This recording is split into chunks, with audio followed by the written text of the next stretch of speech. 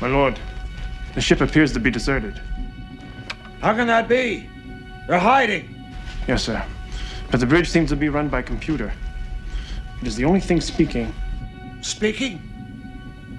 Let me hear.